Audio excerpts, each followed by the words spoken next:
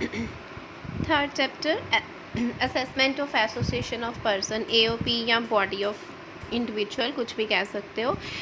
Association of person जिसमें individual HUF जो आती हैं उनको बोलते हैं, और बीओआई होती है जिसमें सिर्फ इंडिविजुअल्स होते हैं, जो मेंबर्स होते हैं ना सिर्फ वही होते हैं। एसोसिएशन ऑफ पर्सनस में individuals, HUF, partnership firm, company सब आ सकती हैं, लेकिन बीओआई में सिर्फ ओनली कौन आते हैं, इंडिविजुअल्स आते हैं।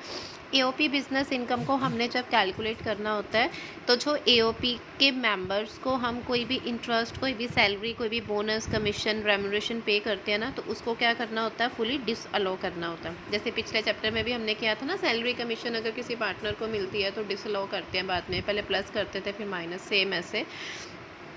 और अगर किसी एओपी के मेंबर को किसी तरह का इंटरेस्ट पे किया है या उसने कोई इंटरेस्ट रिसीव किया है तो उनका जो डिफरेंस होगा वो हमने डिसअलो करना है। मतलब उसको आपने कोई इंटरेस्ट पे करना है और उससे कुछ इंटरेस्ट रिसीव करना है, तो जो दोनों का डिफरेंस होगा वो हमने डिसअलो करना है। लाइक फॉर एग्जांपल उसके इंटरेस्ट, कैपिटल के ऊपर इंटरेस्ट मिस्टर सुनील को पे करना था 20,000, ठीक है, लेकिन उसने कुछ ड्राइंग की थी तो ड्राइंग के ऊपर उसका इंटरेस्ट था 5,000, तो दोनों का डिफरेंस यानी कि 15,000 जो है वो क्या हो जाएगा, डिसअलो हो जाएगा। मतलब जितना उन्होंने पे करना था और जितना उससे कुछ लेना था, अगर कोई ड्राइंग का रिसीव करना था तो वो उसमें से डिसअलो कर दिया जाएगा, उसका डिफरेंस ले लिया जाएगा। जितना भी इंटरेस्ट एक्सेस में अगर कोई वो रिसीव करते हैं ना बच्चे, तो वो क्या होगा, उनका business income, association of person की वो बिजनेस इनकम जो है वो कंसीडर की जाएगी।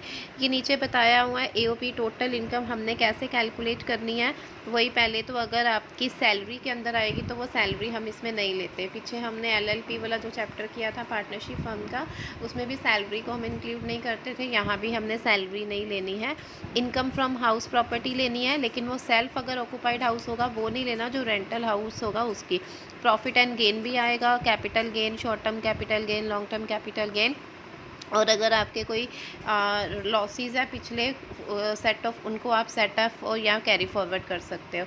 और ये वाली डिडक्शंस हमने इसमें से क्या करनी है, माइनस करनी है। लाइक कोई डोनेशंस है, कोई पॉलिटिकल पार्टी को डोनेशन है, कोई प्रोजेक्ट है, व्हाटएवर, ये सारी जो है वो क्या होती हैं, ये डिडक्शंस हैं, ये देख लेना, ये हमने माइनस करनी होती हैं। Rate of tax for the AOP, AOP के लिए रेट ऑफ टैक्स क्या है बच्चे, दो तरह के रेट ऑफ टैक्स आने हैं। एक तो आता है सिंपल, जो हमारा इनकम के ऊपर लगता है कि जितनी एओपी, चाहे एओपी के अंदर जो भी शेयर मेंबर का जो शेयर्स होगा तो उनके ऊपर हमने टैक्स जो लगाना है at the rate higher than MMR, that is एक तो उनका रेट लगेगा 30%। और in case AOP for any member, अगर तो वो एओपी जो है वो मेंबर कोऑपरेटिव सोसाइटी या कंपनी के मेंबर नहीं है तो 30%, अगर वो मेंबर हैं कंपनी के या इंडिविजुअल के तो उनको MMR higher than the MMR और इक्वल, जो भी उनमें से हायर रेट होगा ना वो क्या लगेगा, उसके ऊपर टैक्स लगेगा। जैसे ये नीचे टेबल गिवन है, ये ध्यान से देखो। In case AOP has no member, अगर एओपी या बीओआई जो है वो किसी भी कंपनी, कोऑपरेटिव सोसाइटी के मेंबर नहीं है तो शॉर्ट टर्म कैपिटल गेन होगा तो 15%, लॉन्ग टर्म 20%, कैजुअल इनकम जो होती है उनके ऊपर 30% और एमएमआर उनका 30% ऑफ इनकम लगेगा, ठीक है। और अगर वो एओपी जो है वो किसी अदर कंपनी, इंडिविजुअल्स के मेंबर हैं तो उनके ऊपर बच्चे फिर टैक्स लगेगा। ये तो सेम ही रहने हैं, लेकिन यहाँ पर टैक्स लगेगा उनके ऊपर एओपी और एमएमआर के बेस के ऊपर, जितना उनका टैक्स जो है वो क्या होगा, मैक्सिमम होगा। मतलब जितनी उनकी टोटल वहाँ से इनकम होगी ना, उस इनकम के बेस के ऊपर उनको टैक्स जो है वो चार्ज होगा। सर चार्ज लगता है, आपको पता है कि अगर 50 लाख से अबव है तो 10%, अगर 1 करोड़ से अबव है तो 15%, अगर 2 करोड़ से इनकम ज़्यादा है तो फिर 25% उनको सर चार्ज लगेगा। हेल्थ एजुकेशन सेस वही 4% रहना है, वो वैसे ही लगना है। Share of member, share of member बच्चे वही है, ये वही सेम है। इंडिविजुअल है जो मेल है उसके लिए 2,50,000 है और फीमेल्स के लिए 3 लाख है। और अगर कोई सीनियर सिटीज़न है, मतलब सीनियर सिटीज़न है तो 3 लाख है, और अगर मोर देन 80 ईयर्स हैं तो उनके लिए 5 लाख तक फर्स्ट एग्जाम्प्ट होता है। ये आपको पता ही है, जो पुराने रेट थे वही है। Share of income of whose income is rate higher than MMR, तो एओपी के ऊपर हायर रेट के ऊपर, मतलब जो अगर उनकी एओपी के थ्रू इनकम या एमएमआर के थ्रू, जी ये जो हमने दो मेथड्स किए हैं, इन दोनों के अकॉर्डिंग जो मैक्सिमम इनकम होगी ना, वो हमने मैक्सिमम जहाँ पर इनकम शो होगी वो हमने कंसीडर करना है, ठीक है। और बैलेंस को आप, बैलेंस जो होगा टोटल इनकम का, उसके ऊपर टैक्स जो है वो इम्पोज होगा।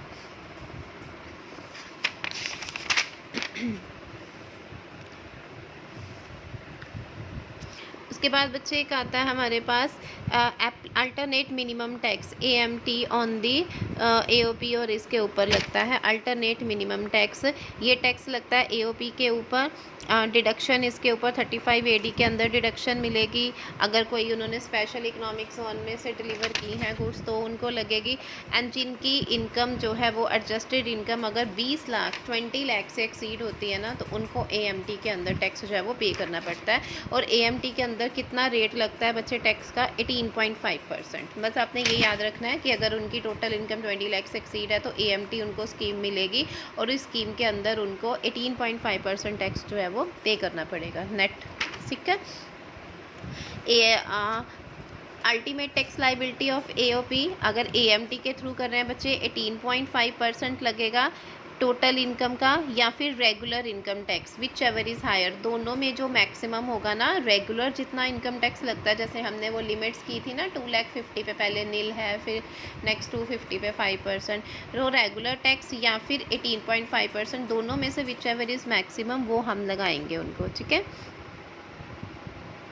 ये सरचार्ज का बताया वो बता ही दिया। अगर 50 लाख तक है तो नील, अगर 50 से 1 करोड़ है तो सरचार्ज लगेगा 10%, अगर 1 करोड़ से 2 करोड़ है तो 15%, ठीक है। हाँ जी बच्चे, उसके बाद देखिए फर्स्ट एग्जांपल करते हैं हम। फर्स्ट एग्जांपल देखो, total income of an AOP BOI computed under the provision of income tax is 10 lakh, however adjusted total income of section amount to be 30 lakh। इसमें भी उन्होंने क्या किया है, दोनों के अकॉर्डिंग बोला है। एक तो उन्होंने सिंपल बोला है कंप्यूटेड नॉर्मल इनकम, है ना, नॉर्मल उनकी प्रोविजंस के अकॉर्डिंग। एक उन्होंने एटीआई जो एडजस्टेड टोटल इनकम के बेस के ऊपर बोला, तो हम दोनों के अकॉर्डिंग निकाल लेंगे। फिर दोनों में से आपको पता ना, बताया अभी कि दोनों में से जो मैक्सिमम होगा, कि अगर उनका जो भी रेट आ रहे हैं दोनों में से जो मैक्सिमम होगा उसके अकॉर्डिंग हम निकाल लेंगे। देखो जी, फर्स्ट आ रही है टोटल नॉर्मल इनकम है 10 लाख, ठीक है। 10 लाख के ऊपर हमने स्लैब्स के अकॉर्डिंग निकाल लेना। ये कैसे निकालना होगा? 1 लाख वो आपको पता ही है। फर्स्ट 250, फर्स्ट बच्चे 250 पे नील होगा, उसके बाद नेक्स्ट 250 पे लगाया होगा 5%, है ना, तो वो आ जाएगा आपका 12,500, ठीक है। 250 5 लाख हो गया, तो 10 लाख में से बाकी बैलेंस कितना बचा? 5 लाख। नेक्स्ट 5 लाख पे लगाया होगा 10%, 20%, 5% के पास 20% था, तो 1 लाख आ गया। तो 1 लाख प्लस 12,500 टोटल आ गया 1,12,500, ठीक है। सरचार्ज नील, क्योंकि सरचार्ज कब लगता है? अगर 50 लाख से अबव होती तो सरचार्ज आना था, तो surcharge nil. Health and education cess 4% लग गया, तो आ गया टोटल टैक्स लाइबिलिटी आई 1,17,000। अब यहाँ पर इनकम कितनी है बच्चे? 30 लाख। तो मैंने अभी आपको बताया ना, अगर उनकी इनकम 20 लाख से ज़्यादा हो जाती है तो अल्टरनेट मिनिमम टैक्स लगता है, दैट इज़ 18.5%, ठीक है। तो यहाँ पे इनकम अब है 30 लाख। अगर 30 लाख है तो फिर 30 लाख का सीधा 18 कोई स्लैब रेट के अकॉर्डिंग नहीं लगेगा, एएमटी लगेगा, अल्टरनेट मिनिमम टैक्स लगेगा, दैट इज़ वो उनका लग जाएगा 18.5%। तो वो आ गया। सरचार्ज नील है क्योंकि 50 लाख से कम है तो सरचार्ज नील आ गया। हेल्थ एंड एजुकेशन सेस आ गया 4%। Total tax liability this. Now normal tax liability 1,17,000 and इसके अकॉर्डिंग दिस। और आपको बताया कि दोनों में से जो बच्चे मैक्सिमम होगी, तो एएमटी के अकॉर्डिंग मैक्सिमम आ रही है 570, तो टैक्स लाइबिलिटीज़ 5,70,200, ठीक है। उसके बाद आ जाता है tax credit for the alternate minimum tax. Tax credit for alternate minimum tax है, ये इस सेक्शन के अंदर एओपी के अंदर आते हैं। इसमें हमने टैक्स क्रेडिट निकालना होता है। अगर हमें कोई टैक्स क्रेडिट मिला है तो जितना एएमटी होगा अल्टरनेट मिनिमम टैक्स, उसमें से हमने माइनस करना है बच्चे जो टैक्स हमने टोटल इनकम के ऊपर नॉर्मल पे किया है। जैसे ही AMT में से ये 177 में से 1,17,000 माइनस करें, मतलब AMT में से नॉर्मल टैक्स जो हमने कैलकुलेट किया वो माइनस करें तो उसको बोलते हैं टैक्स क्रेडिट। और आप अपने इसमें टैक्स को कैरी फॉरवर्ड कर सकते हो 15 ईयर्स तक। अगर हमारा टैक्स नहीं हो रहा तो हम उसको नेक्स्ट 15 ईयर्स तक आगे क्या कर सकते हैं, कैरी फॉरवर्ड कर सकते हैं। ठीक है।